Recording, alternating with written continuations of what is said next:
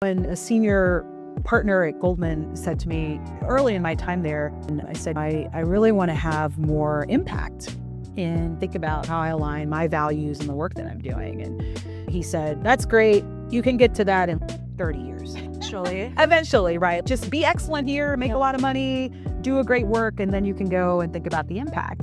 And that just didn't really sit well with me.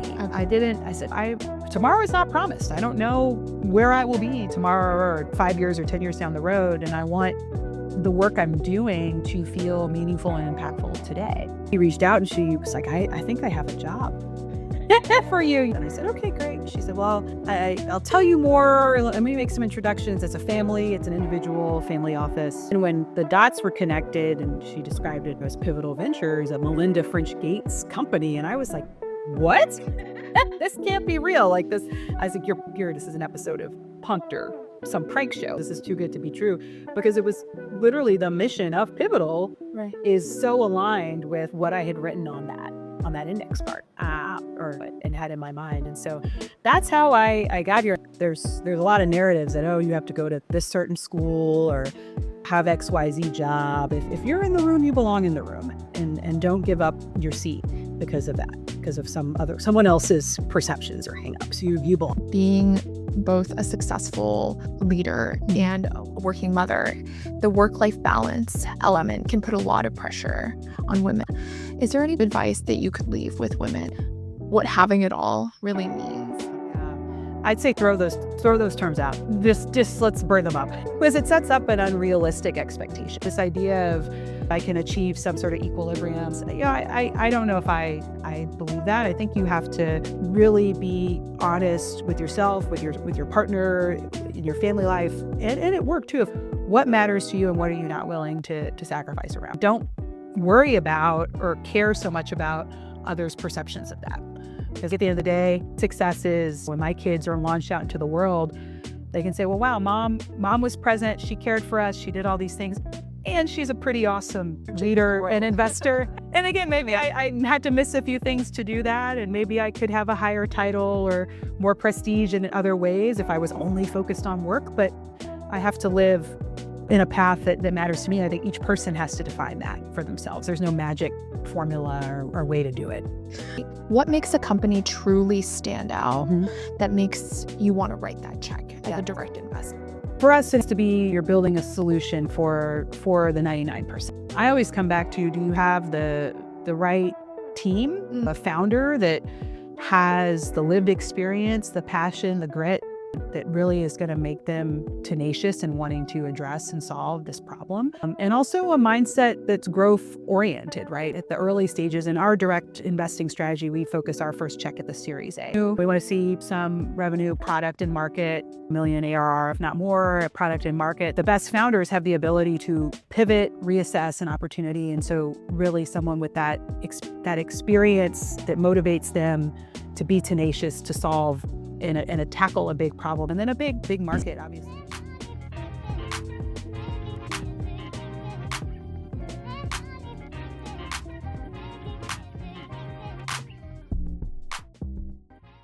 Thank you so much for watching this episode.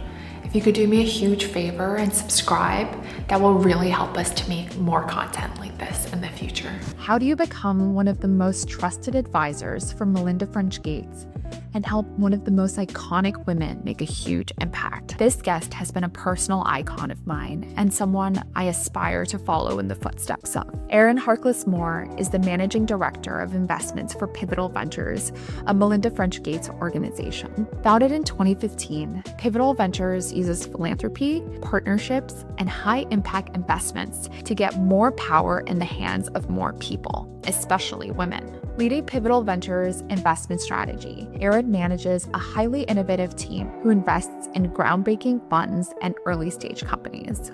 Their strategy focuses on leaders who are unlocking market-based solutions for overlooked social problems like caregiving and mental health for young people.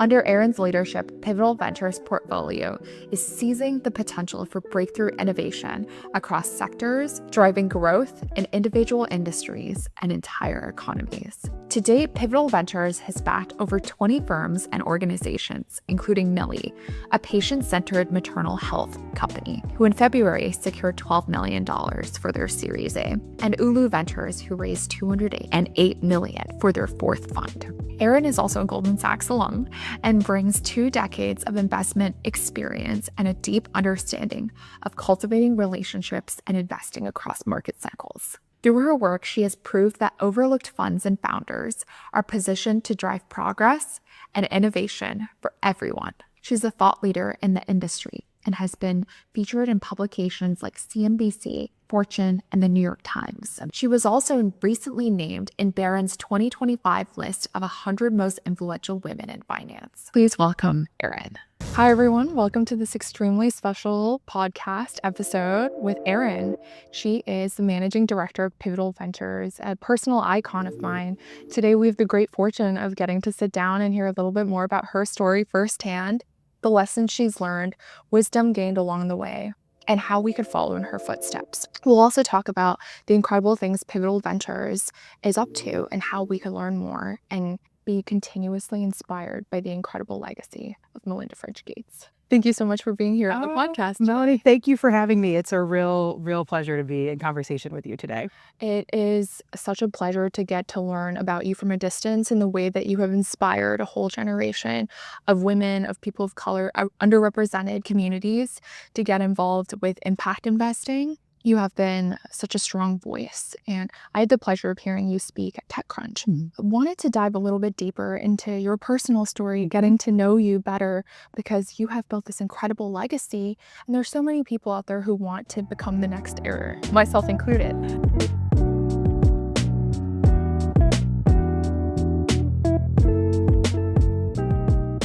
I wanted to go back a little bit, talk about your early childhood and early story. You have this incredible legacy spanning the East Coast, New York, now Washington, D.C., across the board, but you grew up in Texas. Yes. Can you tell us a little bit about how your early life and those early experiences shaped your view on how you saw the world? Yeah. Oh, it's a great question. And as you mentioned, I'm a proud Texan. That's where my family's roots are on both sides of my family, both my mom and my dad.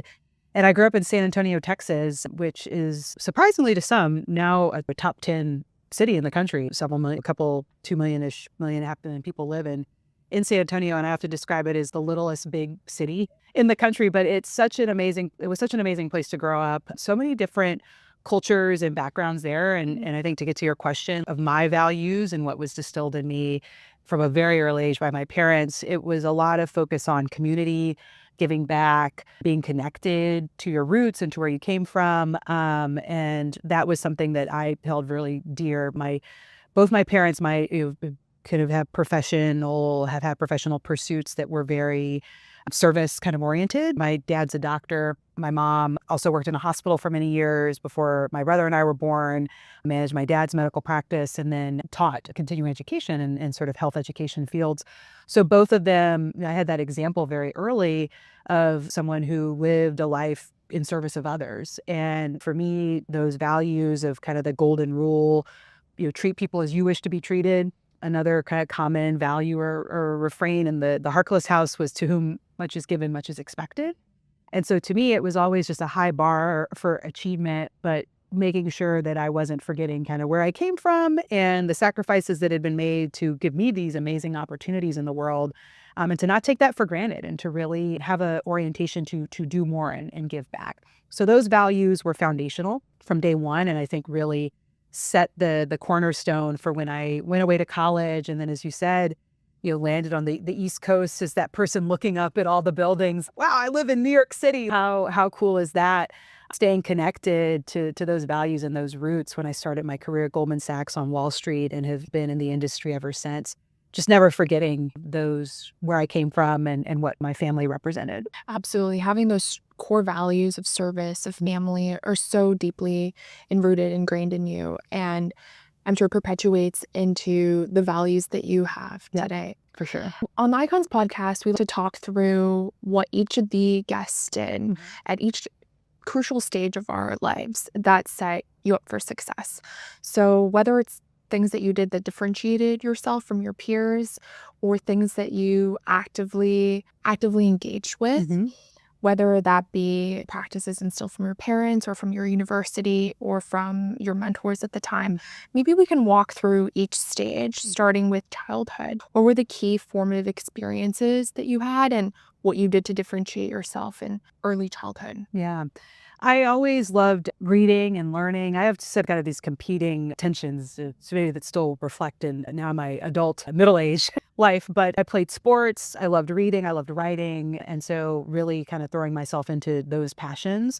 But I think the sports side, I played basketball all the way through high school. I ran track as well, always being a part of a team. I think that was really important. I wasn't the best player. I often describe myself as the six woman, often first off the bench. But once I was in the game, I knew the role that I had to play. And you don't want to let your teammates down. You still show up to practice every day. You make the starters better. And so that mindset of you have a contribution you can make is incredibly important. And so I think that was something that was very important to me. I love playing. I still love to watch sports and be active. But I think that ability to know your role on a team is really important in any job one may have at any point in your career.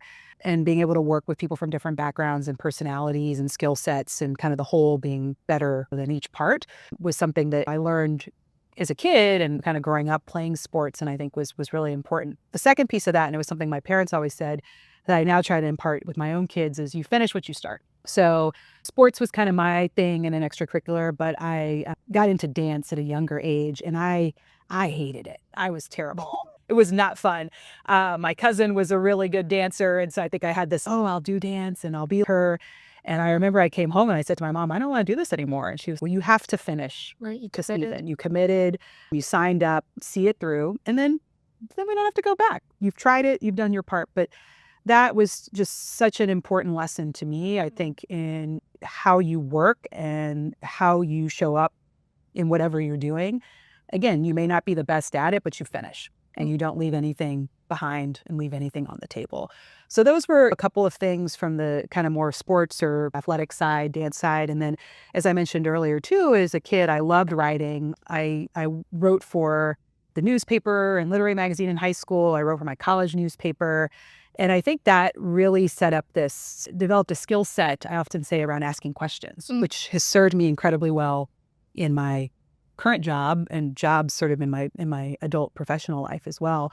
And so I think that curiosity and just being someone who's always interested in where people are from, what they're doing, what motivates them, what drives them, the ability to kind of listen and ask questions, I think was another skill or interest of mine that I had at a very young age that was cultivated and I think helped to distinguish me. And I have school too. I mean, I did good in school, which is important, right? And I think that I did well in school. So I think that sets you up too for success. But that's not the end all be all as well. I think my parents always encouraged us to, again, be curious and just have a love and passion for learning, even if in try hard things, you may not get 100 or an A+ on a test, but did you take that risk? What did you learn from pushing yourself? And so those values too were so important in those kind of younger years. Absolutely. It sounds like the curiosity that you had was really calcified in the early childhood period. And then going to university at Washington University in St. Louis, how did that hunger and curiosity continue to grow? Yeah. And what did you do in that stage that really set you up for the next chapter of Wall Street? Yeah, it's I think that curiosity, you're exactly right, Melanie, is a through line of probably my whole life. But for sure in college, and that's such a natural time to explore.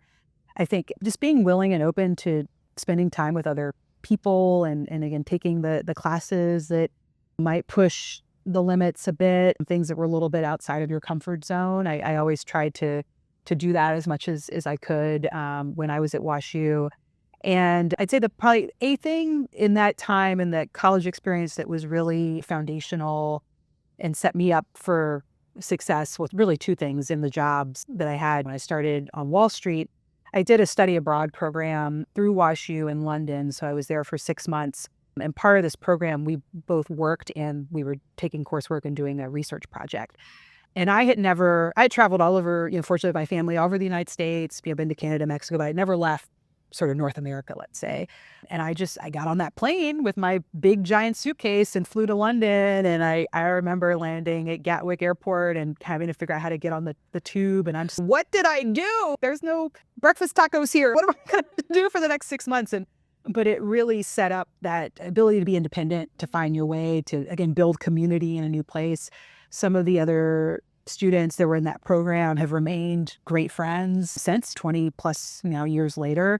And so I think taking that risk again and that leap to learn and to be in a different environment was great. But I had that internship. So when I came back and had other summer internships, when I was interviewing for a full-time job, people were, wow, you worked in London and you had this, tell me more about that. And I think that was something that helped me stand out a little bit, maybe relative to the crowd.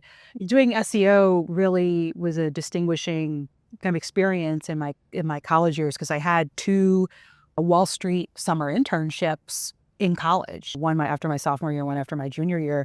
So when I went to interview for full-time positions, the recruiters and the folks on the desk were, wow, you've been around, you kind of know the lingo, how to operate. And I think that was incredibly helpful in another really foundational moment at that stage of my life.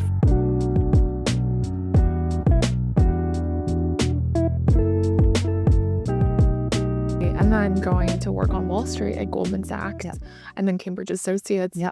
What happened in between that you really took initiative in ways that really differentiated you from your peers? I was told by a mentor once, actually in that summer internship program, that you should be the first person in and the last person out, kind of philo, those accounting terms.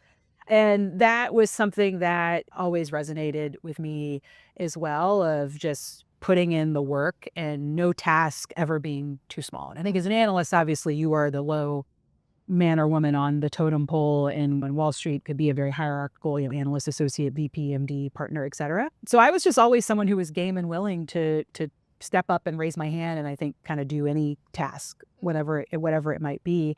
And just being really excellent and having that attention to detail and delivering on what was asked and maybe going that 10% above, and that showing that hustle and initiative was, I think, really a thing that distinguished me. And back to that curiosity too, right? I always would try and come with questions myself or things to seeing how my more senior colleagues, what their pain points were, how I could help that. And because again, another mentor said to me once, you want to look at your boss or the person kind of a step or two ahead of you. What can you do to make their life easier? Absolutely. How do they dress? My dad always said, look the part, right? So kind of coming with that eye towards, okay, I have to be excellent at the analyst level responsibilities, but how can I make my associate take something off his or her plate, or the VP or whatever it may be? And I think earning that trust was huge and something that really helped accelerate my career for sure at Goldman, but opened the door to the job I had before I went to business school.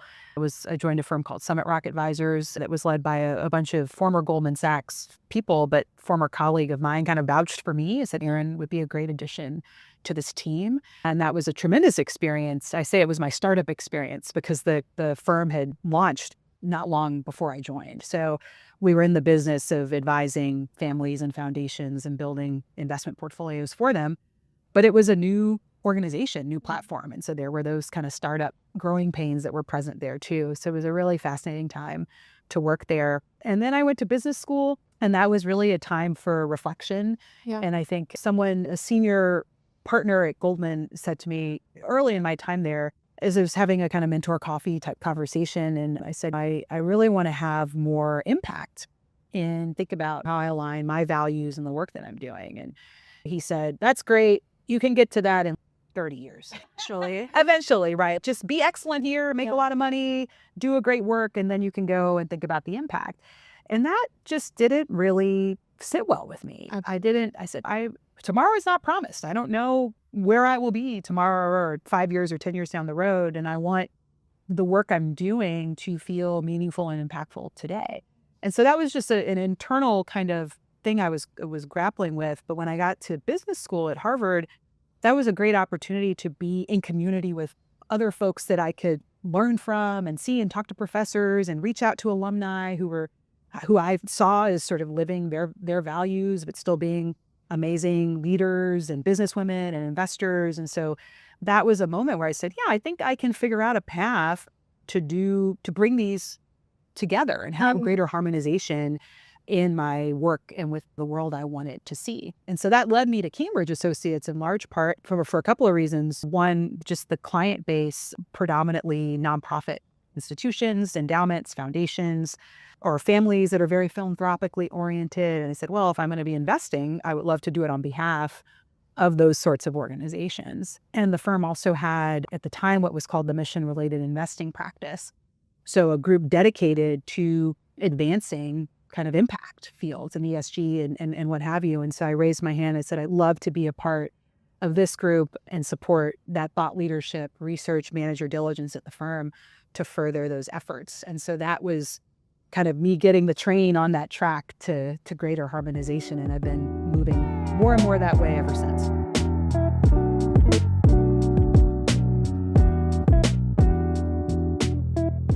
Another common theme, it seems, is pushing the needle, willing to ask those questions. Why don't I start now? Isn't there an opportunity to create impact right where I am? Yeah. And these constant questions and the sense of urgency that you have towards creating greater equality, towards DEI, whatever it may be, seems it was always at the forefront, because these things don't just happen where you end up in a role that's making this impact. Yeah, I think that's exactly right. No, it's intentionality, and it's taking the time to really pause and reflect. Because when you don't do that, I think life can sort of in some ways happen to you instead of you really driving and taking control of a path that you want to be on, right? And so I have a practice every year at the end of the year. Now, my husband and I do it together, but it was as a sign we were meant to be together, because we both kind of independently were having this sort of personal goal setting strategy time. Now we do it to support each other and to focus on things for our household and our kids and our family. But it's that moment to pause, and you could do it at any point. I do it at kind of December, but just to sort of assess where you are on your journey, right? And how is your work fulfilling you? How you're spending your time? What's exciting you? What's motivating you? And then having a kind of accountability partner. In this instance, it's my husband, but I have other kind of personal board of director types that I pressure test these questions with. And saying, okay, this job is really helping me sort of, or I see it's meeting these objectives, or no, hey, maybe it's a time for me to make a pivot or start to consider something different. But if you don't pause and you say, Melanie, ask the questions, really interrogate yourself, you'll miss out on that opportunity. So important to have that constant reflection, take time to understand what's important to you and not be afraid to redirect if you're not on the right track for where you want to be. Yeah, because that can be scary, right? It's easy to sort of stay on the path of least resistance. But I think without taking risk, and investing is all about sort of taking risk and managing risk. You want to be smart about it, but you have to be willing to kind of step out on faith sometimes and see where an opportunity might take you. Going back and looking at the younger version of Erin, if you could tell her one thing, a lesson that you learned around the resiliency and tenacity that would be required for her to overcome all these challenges and get to where she is now, what would you leave her with? Ooh, that's a big question. I would say just know yourself and don't be afraid to trust yourself and your instincts, because I think sometimes you can get swept up in worrying about what other people think. How is this going to be perceived by friends or peers or colleagues or classmates? And I fell prey to that myself. Okay, well, I'm going to do this because it feels that checks this box, or it'll be better received by other people. And again, I don't want to sound I'm saying you don't care what other people think, but I think it's just really being true to yourself, holding that boldness within yourself, and recognizing that some of the setbacks are part of the journey, and that's what makes you stronger and builds that resiliency to keep pushing forward. As we were chatting about too, Melly, it's you look at someone's bio or you read their story and you think, oh gosh, look, they just went from here to here to here and all this success, and that's not the case. I've had many moments where I thought, gosh, I thought I was going to get this promotion and it didn't happen, or it happened much later than I thought it would, or someone got an opportunity to do something that I thought I deserved. And you have to just go back to your core values, what's motivating you, and staying true to that to push through it. So that's what I tell the younger Erin, to just keep your eye on the prize and don't lose sight of that. So now you're at Pivotal Ventures. How did this opportunity come about? It was a bit, I'd say sometimes, luck and preparation coming together is how I found myself at Pivotal. But if I roll the clock back, I was actually kind of having a bit of a moment of, I would say crisis, that sounds a little dramatic, but perhaps a professional crisis, and where I'd been at Cambridge for many years and loved the work, loved my team, loved the things we were doing there and the investments we were making. But I looked around, kind of actually countering the advice I would give my younger self. It said, well, gosh, I looked at some peers and friends who had gotten these big promotions or had moved to different jobs, different firms. I'm like, I'm still doing the same thing, same place I was after business school. And I had a conversation with my husband, and he actually was giving me a little coaching at the moment, but he said, step back and think about what type of impact you want to have in your work, and write that down. And don't write a novel, write it on like an index card or just a couple of bullets. Think about what I would say to someone. Oh, my wife does this, or not to be morbid, but I'm writing the part of your obituary that's like the professional side. I obviously know you as a wife and a mother. What am I putting in there?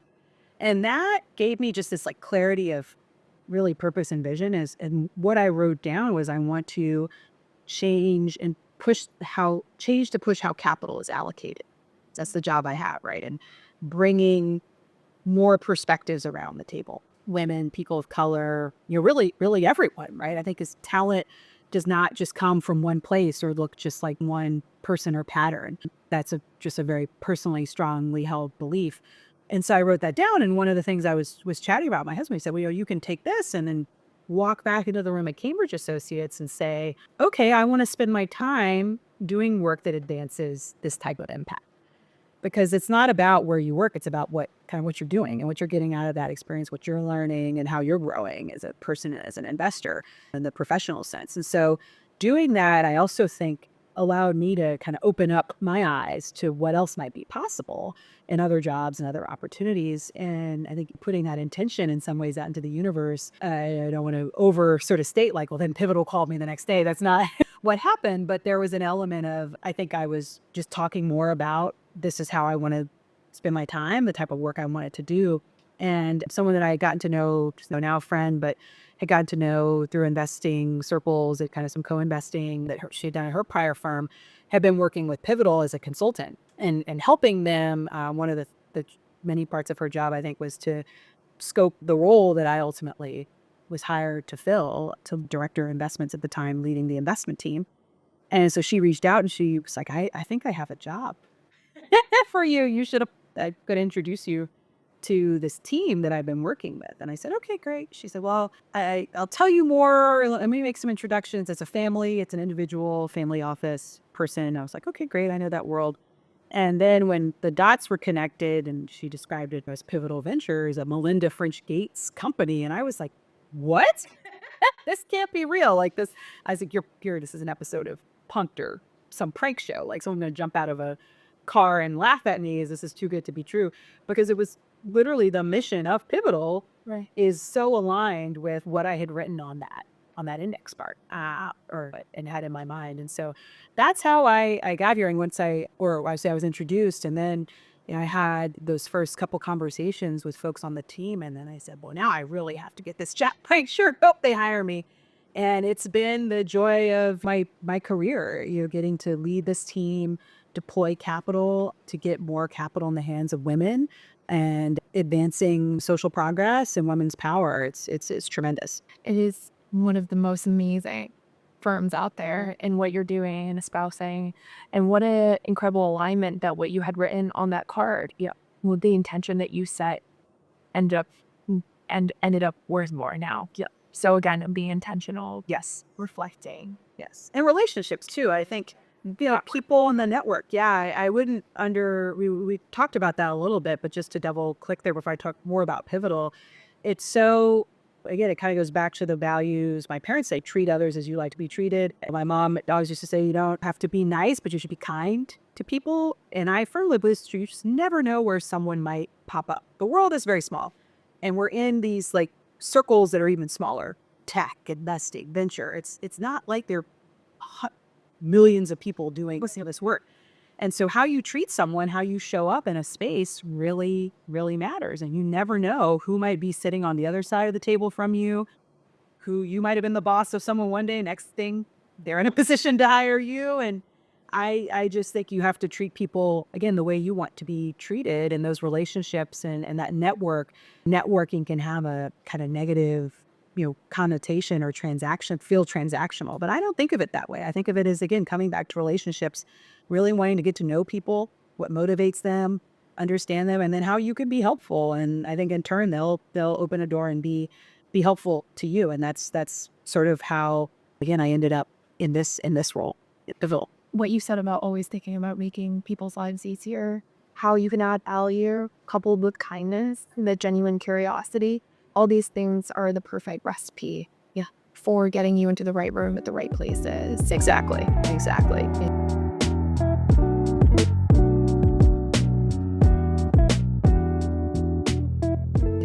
Can you talk about the boldness that is required to speak up in those rooms, to raise your hand, to whether it's to take on the additional workload of someone else or to sign yourself up for a certain opportunity or to put yourself in these rooms? I think there's a lot of potential fear, whether it's coming from yourself or from society, that it seems so difficult, so impossible. Why even bother trying? What's the internal narrative that you have in your head? Yeah, to push forward. It's tough because those feelings of self-doubt or the questioning, we all have that. And the most successful people or have those moments and struggle with that. I come back to you are in this position because of the work you've done to get you to that point. And so don't doubt yourself and your preparation is sort of what it comes down to. And I shared a story once with a colleague where we had a kind of contentious investment committee meeting, and it was tough. I mean, the committee chair was not happy with performance and some other things, and the colleague came back and said, "You really held your ground and were confident and knew your stuff." And I said, "Well, yeah, I do know my stuff, but I've been preparing for those moments." And yeah, I think back to when I was at business school at HBS, the case method there, it was in some ways great preparation for sort of what we're talking about, right? To speak with conviction. I was speaking with conviction on topics I just read a case. What do I know about operations in a factory? But you learn how to get to the core thing and be able to articulate that. And I think that pressure, kind of ability to thrive under pressure, under fire, if you get those reps in, then when you're in a position where you're doing the thing that best and you've been preparing for, just don't lose sight of that and be bold in that moment. But it's hard, as we said. It's those feelings of self-doubt. I have them still as I prepare for meetings, but that's where the preparation is key. Is it also that the belief in what you're doing Oh, yes. is so much greater than the fear Yes. that you have to overcome? Yeah. Yes. The conviction the conviction in what in this case and what I do and what we're investing, our thesis here at Pivotal, the job I am now at Pivotal, that's what I come back to, because I don't want my hangups to get in the way of moving the capital effectively to get in the hands of these amazing investors and entrepreneurs. Absolutely. That would be failure. I mean, then again, that's fine, but it's don't lose sight of, like you said, how big the goal is. Exactly, Melanie. That's where we should be focused. And I'm just at this point in time playing a small part in that. So that's maybe a lesson in just not letting it get so big too, right? But you don't want to lose sight of that internal motivation and kind of what we're trying to do in the work here.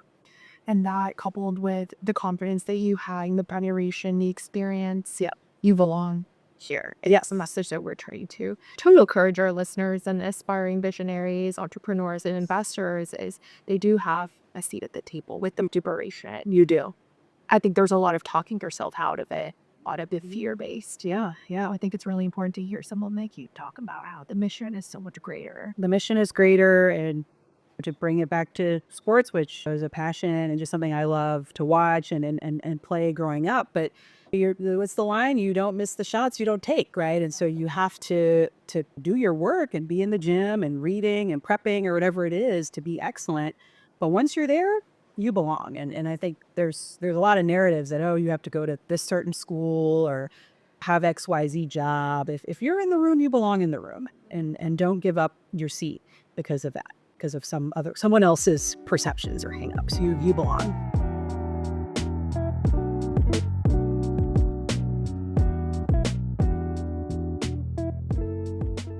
So Pivotal Ventures has been reshaping who holds the power in venture capital. We know that women make up only 19% of the decision makers in venture capital, and only 2% of women founders will receive funding. We were able to speak with Jeremy Liu, general partner at Lightspeed Venture Partners, about a similar gap in underrepresented groups, East Asian founders in particular, why there is a lack of East Asian founders. And he talked about the direct link between the lack of founders and the lack of investors in the same group. Beyond recognizing these gaps, what can we be doing to address them in the systemic changes that Pivotal Ventures was working? Yeah, it's really animates your question, gets at the core of why Pivotal was created and how we're designed to use multiple levers to drive social progress and advance women's power. So we deployed philanthropic capital, we have our investments, and we also do policy and advocacy work, because I think all three of those levers you need to pull to get at some of the structural barriers and systemic issues that exist, not just in venture and tech, but across many different industries and ecosystems in our society and in our economy. And so a lot of it comes back to, I think, it's not about, as we've been saying, the talent is there. It's how do you not lower the bar? I talk a lot about that and think a lot about that in our investment process. We're not lowering the bar. We're perhaps reframing it and rethinking some of the truisms of how we make decisions, how we conduct our diligence, how we source, to really make sure you're taking some of the bias out of that and not relying just on the patterns that have been successful in the past. Because again, many of those patterns have excluded, to your point with the data you shared, Melanie, like there are wide swaths of the population that you may not have had access to certain rooms and certain tables. And so for us, it's coming at our work not with a deficit framing. It's just, how do I make sure I'm building a process that gives everyone an opportunity to really shine and show their thesis and demonstrate their edge. So I think it's setting up to really get to the core of your question. It's leveraging the different tools at our disposal to build processes that acknowledge some of those barriers. And again, not lowering the bar, but just working to make sure that we're expanding the opportunity set to bring those different groups in. Absolutely. And the different levers of the philanthropy, investment, policy. Can you talk about how they all work together and how you work cross-functionally? Sure. Yeah. So we're incredibly collaborative here at Pivotal Ventures to advance women's power and influence and make sure that women are able to control and resources and have a voice in their communities and their schools and the boardrooms and their careers. You need all of those levers working in tandem to advance the type of change that we want to see. And so we're constantly sharing ideas, working across the entire platform with these big sectors and themes in mind. So tech, what are the barriers that are holding women back? And then bringing all of the resources that we have at our disposal to bear to tackle them. So I'll give maybe two examples of this, of how we work collaboratively. One was a partnership that sort of was formed out of an initial relationship that I had with the team at Recast Capital. I'd gotten to know the partners there. They have a fund of funds. They invest in emerging managers. They also had some programming to support the emerging manager ecosystem. And so we were chatting and they said, well, we're looking for some partners or some support to continue to build up this enablement program and maybe launch some other programming. So the light bulb went off in my head. I said, wow, that would be very aligned with some of the programmatic work we're doing out of our philanthropic portfolio to make the on-ramps into venture, into tech smoother for women and people of color. And so I introduced them. I didn't have any proprietariness about a relationship. I said, hey, you should talk to my colleague. And next thing, we're partnering with Recast on their Accelerate program. Through that, it gave in $100,000 to I think now over 30 to 50 women-led firms to support their back office, really setting up their firm so that they can turn their attention to investing and sourcing and finding the best founders and supporting them. So that's just one. I'll just leave it at one example of where we were working together as the whole pivotal team, not just the investment team and not just the program team, but saying, here's the problem, and then how do we use the different tools to solve it? Speaking of the different tools that are used to solve these problems, how do you see the elements of the three different levers of Pivotal Ventures supporting the portfolio company, the investor direct investment? Yeah, it's essential to our edge and value add as direct investors is this platform that we built and these levers that we have to pull.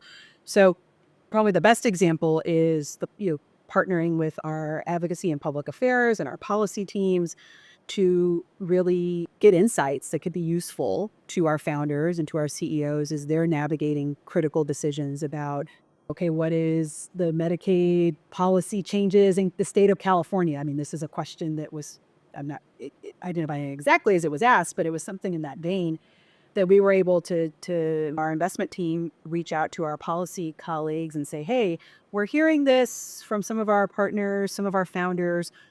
What is your take? What are we hearing from our ecosystem about this given issue? And then being able to bring that intelligence back to the founders is huge, right? And so it's like, that's a small thing, but I think trying to also connect different stakeholders in our broader pivotal network together. So who are some of the people that our founders are interested in connecting with that could be helpful as they bring on new customers or suppliers or et cetera. I think, again, a platform that touches a lot of different parts of kind of the impact ecosystem can do that pretty effectively. So those are just two examples, but we're not doing our jobs if we're not tapping everything that we have at our disposal here at Pivotal to support our founders, their growth, and their impact.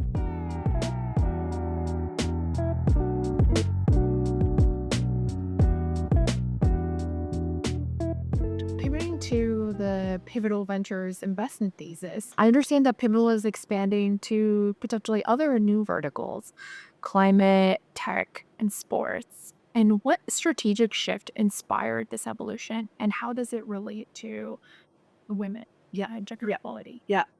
So that's exactly right. We've made some commitments in our fund portfolio in the last year and change in all the sectors that you mentioned. And it really started, I'll maybe pick on climate and women's sports, but climate, I think one of the biggest, if we don't solve climate change, we won't have a place. We won't be sitting here, right, Melanie? So these are huge opportunities and pain points where we need innovation, we need new tech, new solutions to solve them.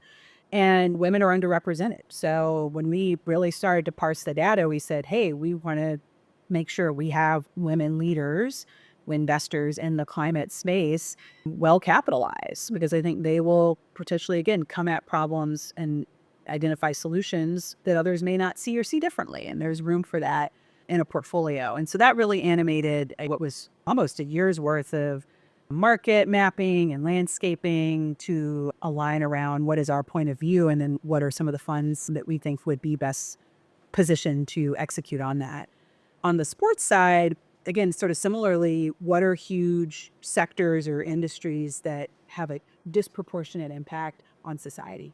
Sports is one of, I talked about my love of sports many times in this podcast, our conversation, but sport is one of the things that brings us together, right? There are very few things that people will sit around and want to talk about or watch live. It's like, okay, I watched this show on Netflix or Max and it's like two people, but hundreds of millions of people are watching the Super Bowl or the World Cup or the Olympics. And so seeing where women are really at a tipping point, but it's still such a small slice of the total revenue, the total eyeballs on women's sports. And these women athletes are some of the best competitors in the world, right? This past Olympics in the summer was the first one where you had 50-50 women and male athletes. And so we saw, I think, an opportunity to kind of drive change and influence in a sector that is hugely important. And at the same time, it's undervalued. It's an opportunity to make some money, which is I'm in the business of doing that as well. So we'd invested in a fund, Monarch Collected, that invests in women's sports teams, leagues, basketball, and some other core sports. And I think they're bringing that lens of again, operational excellence, value, but community as well. A central theme of Pivotal Ventures is being able to capitalize on solving the inequities in society. Can you tell us a little bit about how the investment thesis of Pivotal Ventures has changed, or the areas that you're most excited about exploring in the future? I know you've mentioned sports. I know that caregiving is a huge element. I was the sole caretaker to my grandparents during COVID, and I was really aware at that time of the key challenges and problems in that space. We discussed looking at areas, sports, fintech, climate, digital health, et cetera. Other themes, though, that I'm excited about is the one that you touched on, which is the care economy. And you just really brought to life a point that I often make, that we're all caregivers at some point in our lives for someone, whether it's a parent, a grandparent, a child, a neighbor, yourself, caring for yourself in some way, shape, or form. And it's foundational. And a lot of that unpaid caregiving burden falls to women. So when we think about barriers that hold women back, that's a big one. We did some research with the partners that size the care economy is $648 billion market opportunity. So it's huge and ripe for innovation. So there are a couple of things I think we look to your question of how caregiving and that innovation can really impact and change lives. Some sub-themes that are interesting. Women's health, we look at that. It's sort of a lens around care, and particularly these high kind of acute caregiving moments. So think about maternal health, menopause, that are massively sort of underinvested and appreciated. We see, again, great opportunities to invest there. The other piece is the silver tsunami and the aging population. There over 60, I think it's about 62, 63 million Americans that are baby boomers that are over 65 plus. And that number is only growing each year. And they control a disproportionate amount of sort of the financial wealth in our country as well. And so we need solutions that can support this aging population as people live longer, to live healthier, right? And to have that lifespan and that health span really intersect and overlap a bit more clearly. So we're excited to look at opportunities that are also lowering and reducing some of the burdens and costs in more of that end of life, aging, longevity space as well. Do you think there are any particular levers in AI for these companies, whether it be caregiving, whether it be sports, that you're keen on really being capitalized during this time? AI is table stakes now. I often joke and say if I go into a meeting or have a conversation and AI isn't mentioned, I will, leave the room. It's just so foundational to the work that we're doing. I think in this care space, exactly, there's in healthcare, care economy, there's huge opportunities to drive greater efficiencies and bring costs down through AI. A couple of our most recent investments, one is a company called Little Otter that's focused on mental health for kids and families, is as an AI integrated into their whole system and platform. And I think that allows them to meet the patients and meet the caregivers in a better place. Optimization for sort of the home, very interesting tools that are kind of being built leveraging AI to do that. But with that, it's important to make sure that we're leveraging this AI in a responsible way, and that we're not, I think about this a lot, perpetuating some of the biases from our existing world into these new paradigms and systems that are being created. So the AI is here. We're going to use it. It's going to make tech better and more efficient. But I think we need to make sure we're also asking questions and interrogating some of the use to make sure we're not harming some of these maybe more vulnerable populations as we're building these businesses. And what sectors in tech do you believe have the most potential to create financial growth and long-term social impacts? Not sound like a broken record, but I will maybe sound like a broken record. I think this care economy thesis is a huge opportunity to drive financial outcomes and returns, and also help society. For the data points that I shared earlier, particularly on the kind of aging and longevity side, there's so many more of us that are moving in that direction, and people are living longer, and we want them to live healthier and better lives. And so I think there's a good opportunity there for both great social outcomes and also good financial returns. Women's health too, for some of the themes and areas around I mentioned, maternal health, menopause. Women we're half the population and 80% of healthcare spend. And so we need to develop solutions, and there are diseases or things that present maybe differently in women that need different care or different sort of tools to address. And so I think that's another huge opportunity that would benefit folks that, again, have been underinvested in, things that have been under-researched, underappreciated over time. So those would probably be the two biggest ones. I point to that, again, tied back to a lot of the work that we're doing here at Pivotal.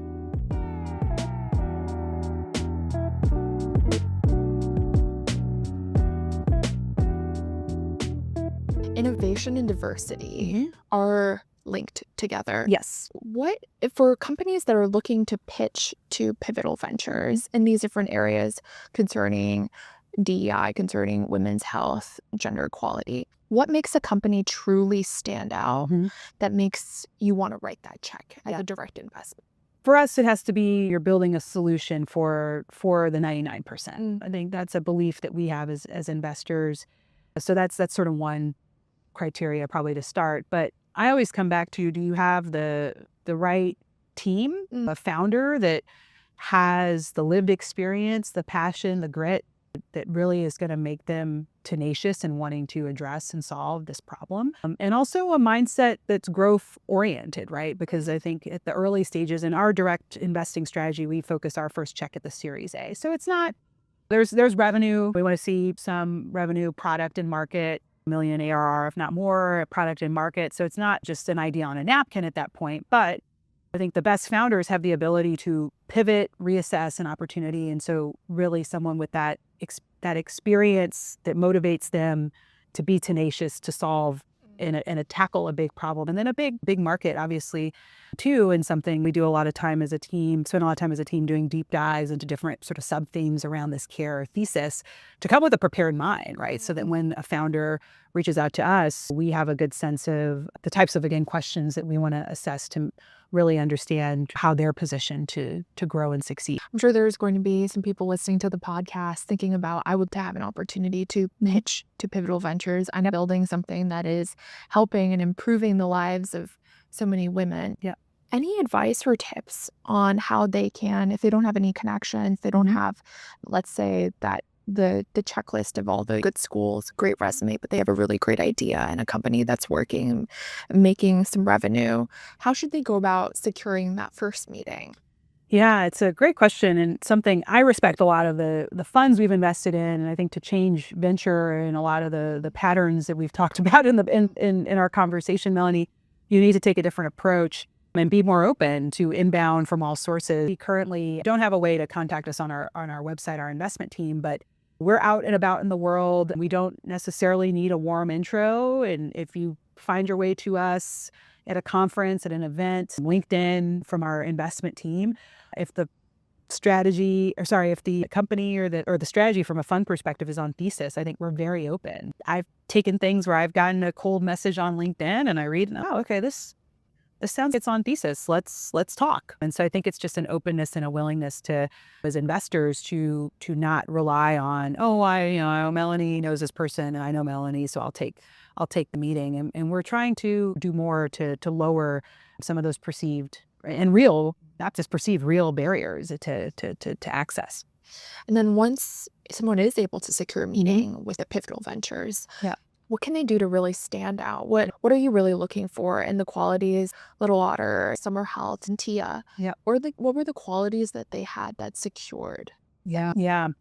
I think in all of those three examples, companies that we've invested in, you had just a hungry, scrappy founder and leadership team that, again, had that lived experience and perspective about what problem they were trying to solve. A willingness to know, okay, I don't know everything. I don't have everything right. But I think in all of those instances, and really all the founders that are in our portfolio, I think you kind of bring something to the table that gives them that perspective, that edge. as they've identified this market gap and positioning themselves to build around it.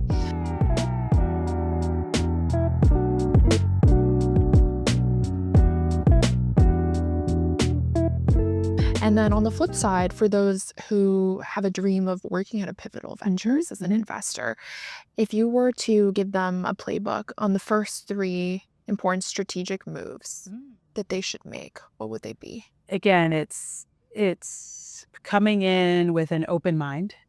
I think being curious, as I've said throughout. We have the best team in the business. I'm biased, I've had the pleasure of hiring and working with all these tremendous colleagues, but I think everyone tries, and I try to foster this. Everyone's voice around the table is important to our process and our decision making, and so I think it's having a comfort with speaking up, not holding back, and being contrarian too. I think that's probably the third thing I point to. If I wanted a bunch of yes women sitting around me, I don't think that leads to good outcomes. I want us to challenge each other. When we're making our investment decisions, someone takes the bull side, someone takes the bear side, and kind of comes prepared to defend. And I'll often say, well, you've spent more time with this fund, or you have a better relationship, so you might be more inclined to invest. You should take the bear case and position and pitch why we shouldn't invest. And so I think those are some of the traits and characteristics I'm looking for, strategically, steps I'd encourage someone, not just at Pivotal, but at any investment firm, any investment job. I think those are things that are important to bring to the table. I think getting into becoming an investor at any large venture capital firm or prominent firm, Pivotal Ventures, can be so daunting and seem such an impossible feat, especially getting to your level of being a leader. But to start off, for those that are interested to pursue a career as an investor, what do you think they should be doing to set themselves up, especially in this incredibly competitive landscape? I think any background can be useful and relevant in investing and in venture. And I often, instead of maybe focusing just on what the person did, it's what is going to be your edge? What problem are you trying to solve? What sectors are you investing in? And how is that track record, that experience you've built to date, give you the edge to win in whatever it is you're doing? And so you don't have to be a finance major or have worked at XYZ firm. Yes, those things are also useful skills and can be helpful.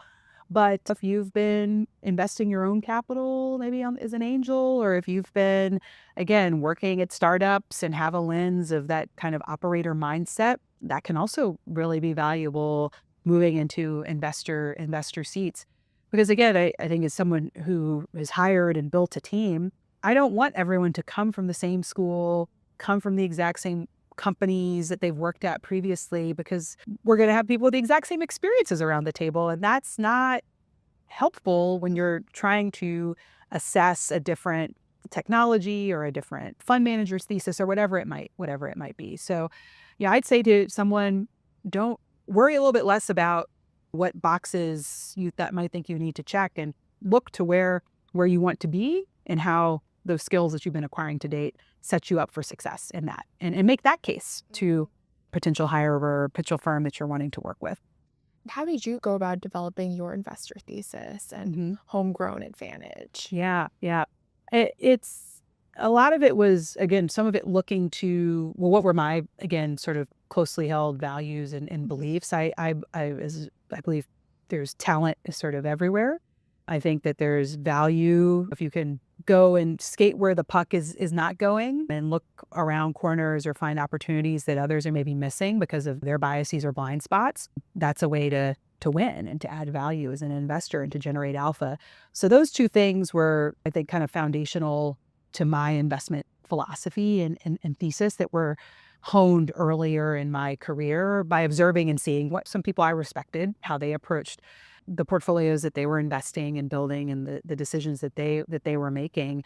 But I think it again ties back to also our thesis here at Pivotal too, which is aligned with my worldview. And we want to have a diverse set of investors and stakeholders around a table, because that will lead to good outcomes. And I think that's that's key to my investment philosophy still today. And there is so much overlap between what you were pursuing Yeah. your whole life, the values you were ingrained with, the vision and mission of what you wanted to accomplish has been fully realized. Yes. The work that you get to do today. Yep.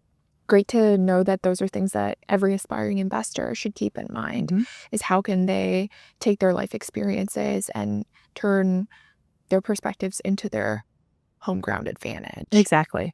And whether it's through the operating, the founder experience, the personal, maybe investing, whether it be through small checks or things that.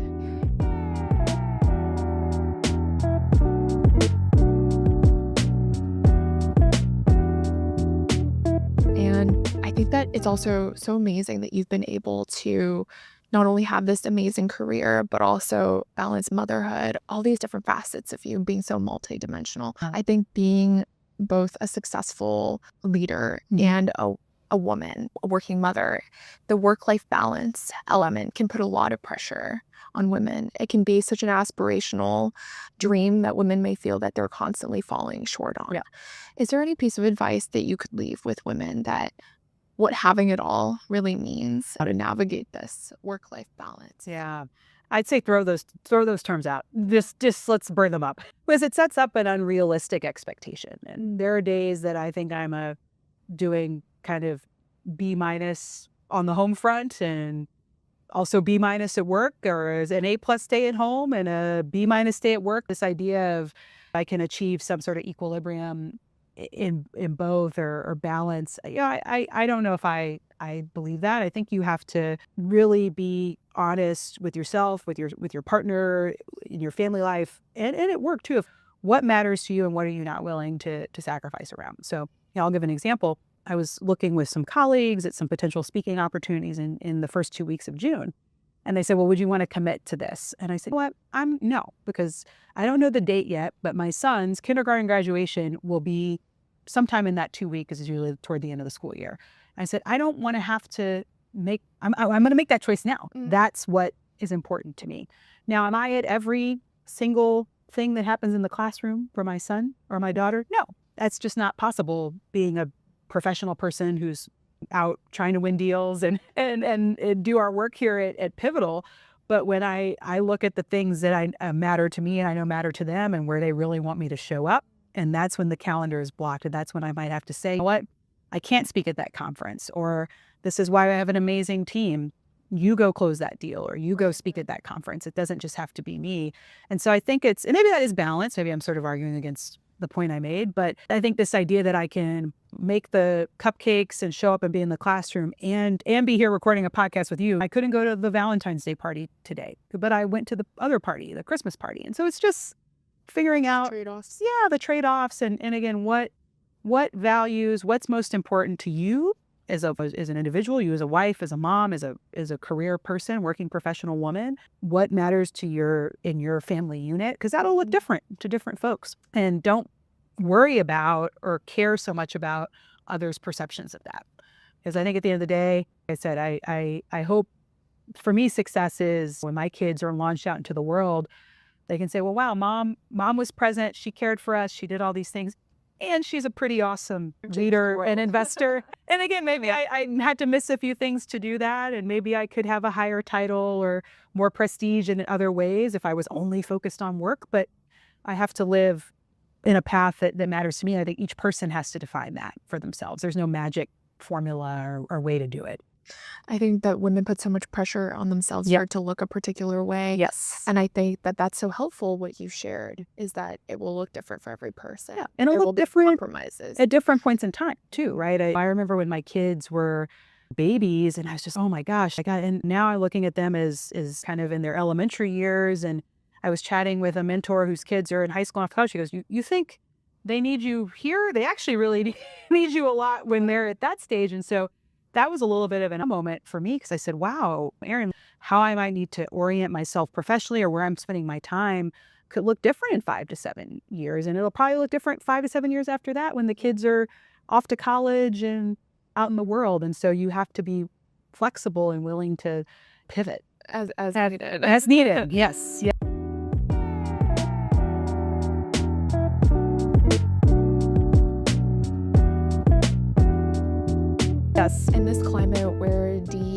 is under attack, from the government to trickling down into businesses where the DEI division is shut down as a whole. What is the message of Pivotal Ventures during this time? Diversity, equity, and inclusion is so important and at the forefront of what you guys are doing. Yeah.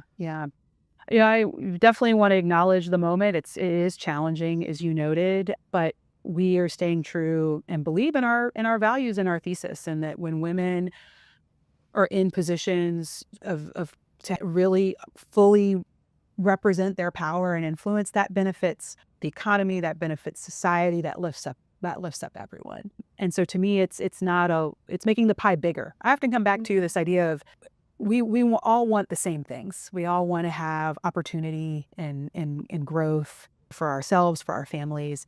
And I think some of the language or the acronyms can become a fast way to other or say, no, I don't want that. But when you really boil down to it and you look at the data and you look at the numbers, we're in the business of trying to create more opportunity and more pathways for people to lift each other up. And so that's not changing. And that's what I would orient the focus back towards, and less about let's be in opposition and fighting each other, and more of there's just more opportunity when we bring these concepts to the table.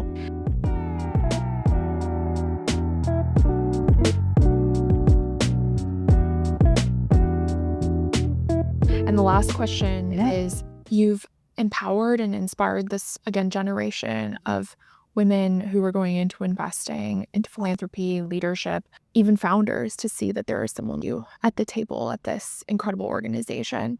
Beyond the financial returns for your portfolio companies, what legacy would you love to leave? Oh, that's a great question. I would say the legacy is more pivotals, more Erins that are leading, that are building portfolios, that are trying to really come back to this thesis that you can do well and you can financially while still doing good in the world too. So that's the legacy I have to see. My daughter is my age, that there are more companies, and there are. I don't want to imply that Pivotal's the only one out here doing this work, or that maybe we won't need it because we'll have made some progress and it'll just be not a thing that it's sort of in the norm. This is how everyone is investing because they see the opportunity. So that might be that's one part of the legacy. I think just to have fun and find the joy in the work too, and stay curious. Less certainty, more inquiry is a quote I came across once, and I have it in a little sticky on my office and my desk at home, and I think about that all the time. And so